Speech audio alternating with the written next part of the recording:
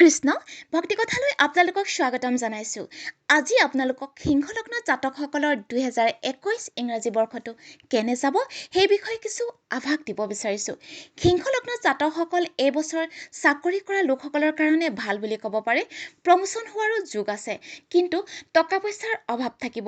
এই ধৰক চাকৰি প্ৰমোশ্যন হ'ল আৰু প্ৰমোশ্যনৰ সূত্ৰে অন্য ঠাইলৈ যাব লগা হ'ল, যাৰ বাবে অন্যান্য খৰচ পাতিও বাঢ়িল। শিক্ষাৰ ক্ষেত্ৰত কষ্ট থাকিব।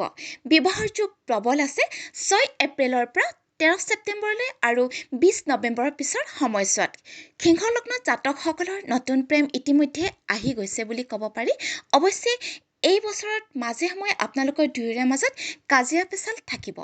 সিংহলগ্ন জাতকসকলৰ প্ৰেম বৰ সুখদায়ক নহয়।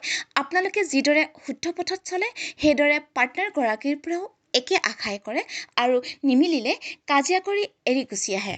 এই বছৰত দুটা গ্ৰহণ আছে, 26 মে'ত চন্দ্ৰগ্ৰহণ আৰু 10 জুনত সূৰ্যগ্ৰহণ। সূৰ্যগ্ৰহণ ভাৰতত অদৃশ্য, যদিও সিংহলগ্ন জাতকসকলে এই দিনটোত সূৰ্যগ্ৰহৰ মন্ত্ৰস্মৰণ কৰিব পাৰে। মন্ত্ৰস্মৰণ কৰিবলৈ বিশেষ সময় আছুতীয়াকৈ উলিয়াই ল'ব লাগে বুলি কোনো কথা নাই।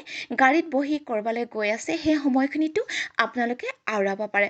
অফিচত বহি আপোনালোকে কাম কৰি আছে, তেতিয়াও পাৰে।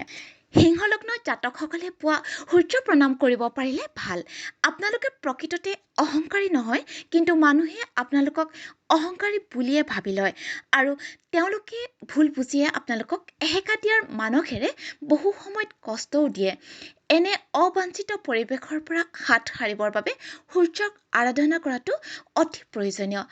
সূৰ্য পূবে উদয় হয় আৰু পশ্চিমে অস্ত যায়, আৰু আমি সূৰ্যৰ পৰা সকলোৱে শুভ ফল পাওঁ।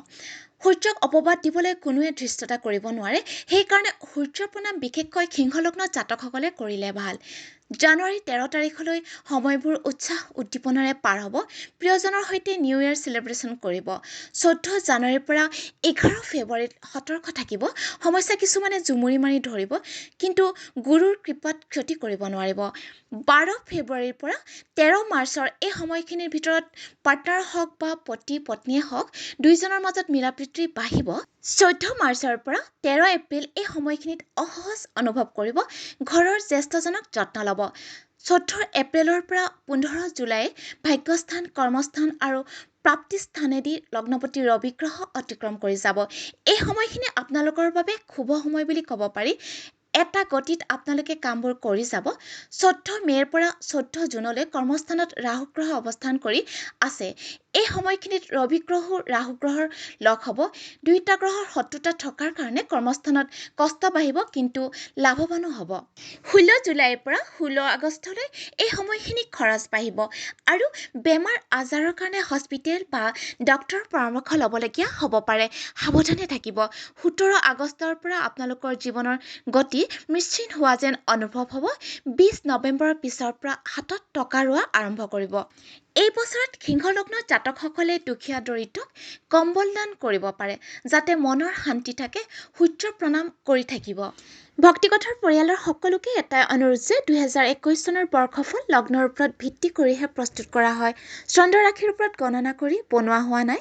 আপোনালোকৰ লগ্ন কি যদি নাজানে, তেন্তে নিজৰ কুষ্টি বা সুৰণিখন উলিয়াই ল'ব আৰু তাত চক্ৰ আঁকি থোৱা দেখা পাব। তাতে এটা ঘৰত লং বুলি লিখা থাকিব। যিটো ৰাশিত লং শব্দটো লিখা থাকিব, সেইটোৱে আপোনালোকৰ জন্ম লগ্ন ৰাশি। চন্দ্ৰ ৰাশিৰ ওপৰত গণনা এই কাৰণে কৰা হোৱা নাই যে চন্দ্ৰ ৰাশিৰ পৰা মানুহ এজনে বিভিন্ন পৰিৱেশ পৰিস্থিতিত মনত কেনেধৰণৰ কথা খেলায় সেই বিষয়ে জানিব পাৰে, কিন্তু লগ্ন ৰাশিৰ পৰা প্ৰকৃততে আমাৰ কি ঘটে সেই বিষয়ে জানিব পাৰি। ৰজা হোৱা বা নিজকে ৰজা বুলি ভাবি থকাৰ মাজত যিদৰে পাৰ্থক্য আছে, ঠিক তেনেকুৱা কথা। আৰু এই লগ্ন হ'ল সাৰ্বজনীনভাৱেহে কোৱা হৈছে বৃহস্পতি গ্ৰহ, শনি গ্ৰহ, ৰাহু গ্ৰহ আৰু কেতু গ্ৰহৰ গোচৰৰ ভিত্তিতহে। অন্যান্য গ্ৰহকেইজনৰ গোচৰৰ অন্তৰ্ভুক্ত কৰা হোৱা নাই। সঠিক বিধান দিবলৈ হ'লে ব্যক্তিগত ৰাশিচক্ৰ, দশা অন্তৰ্দশা, বহু সময়ত ঘৰৰ অন্যান্য সদস্যসকলৰ কুণ্ডলীৰ সৈতেও মিলাই চাবলগীয়া হয়। আৰু লগ্নৰ বিষয়ে আপোনালোকক কোনো সন্দেহ থাকে, তেন্তে পৰিচিত কোনোবা জ্যোতিষীৰ দ্বাৰা জানি ল'ব। নহ'লে ফোন নম্বৰ দিয়া হৈছে, হোৱাটছএপৰ জৰিয়তেও সুধিব পাৰিব। কৃষ্ণ।